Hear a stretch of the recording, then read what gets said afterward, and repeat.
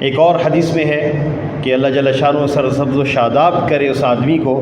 جو ہم سے کچھ بات سنے پھر اسے آگے پہنچائے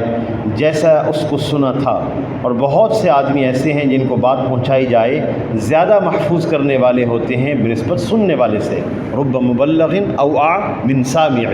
بسا اوقات ایسا ہوتا ہے کہ بات کہنے والے سے سننے والا زیادہ محفوظ کرنے والا ہوتا ہے، وہ عمل کر کے کہاں سے کہاں پہنچ جاتا ہے اور اس کے عمل کا مسلسل اجر ہمیں ملتا رہتا ہے۔ تو انشاءاللہ یہ جو ہماری سلائیڈ ہوگی اس میں ذی الحجہ کے 10 دنوں کے فضائل ہیں، اعمال ہیں، تکبیرات تشریق کے مسائل ہیں، قربانی کے فضائل اور مسائل ہیں، اور جانور خریدنے سے شب عید تک کے کرنے کے کام، پھر عید، اور جانور ذبح کرنے سے پہلے ذبح کے وقت کے احکام، ذبح کے بعد کے احکام۔ انشاءاللہ کوشش ہوگی کہ ہم کچھ ہی وقت میں ساری باتیں آپ کے سامنے لے آئیں۔ سب سے پہلی بات کہ آج جیسے یکم ذی الحجہ تھی اور آج مغرب کے بعد 2 ذی الحجہ ہے،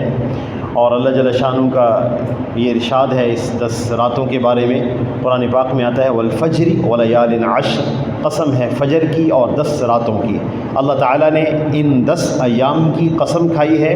اور علامہ ابن تیمیہ رحمہ اللہ سے پوچھا گیا کہ یہ 10 دن افضل ہیں یا رمضان کا آخری عشر افضل ہے، تو ان کا فرمانا یہ تھا کہ یہ 10 دن رمضان کے آخری 10 دنوں سے افضل ہیں، اور رمضان کی آخری 10 دنوں کی راتیں ان 10 دنوں کی راتوں سے افضل ہیں۔ اور نبی صلی اللہ علیہ وسلم کی یہ بھی ارشاد ہے کہ ما عمل ابن آدم،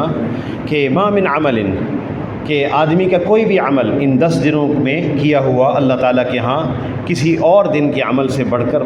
کسی اور دن کا عمل اس سے بڑھ کر پسندیدہ نہیں ہے۔ اچھا، ان احکامات میں 10 دنوں کے احکامات میں سے یہ بھی ہے کہ آپ صلی اللہ علیہ وسلم کا یہ ارشاد ہے کہ جو شخص قربانی کرے فلا یأخذن ظفرا فلا یأخذن شعرا ولا یقلمن ظفرا، اس کو چاہیے کہ بال نہ کاٹے اور ناخن نہ کاٹے۔ ان 10 دنوں کے احکام میں سے ہے کہ جس شخص پہ قربانی واجب ہے اس کو چاہیے کہ بال نہ کاٹے اور ناخن نہ کاٹے۔ یاد رہے کہ یہ حکم مستحب ہے،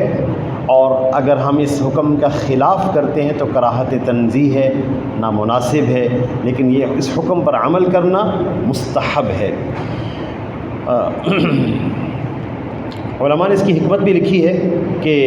چونکہ حجاج کرام حج کے سفر پہ تشریف لے گئے ہیں اور اس میں وہ حالت احرام میں ہیں، اور اس میں وہ بال نہیں کاٹتے، ناخن نہیں کاٹتے، تو جو لوگ نہیں جا سکے کسی سبب سے تو وہ کم از کم حاجیوں کی مشابہت اختیار کر لیں، تو جو رحمت کی بدری عرفہ میں حاجیوں پہ برسے گی اللہ تعالیٰ اس میں سے کچھ حصہ ان مشابہت کرنے والوں کو بھی عطا فرما دیں گے، اس لیے اس کا اہتمام ہو جائے۔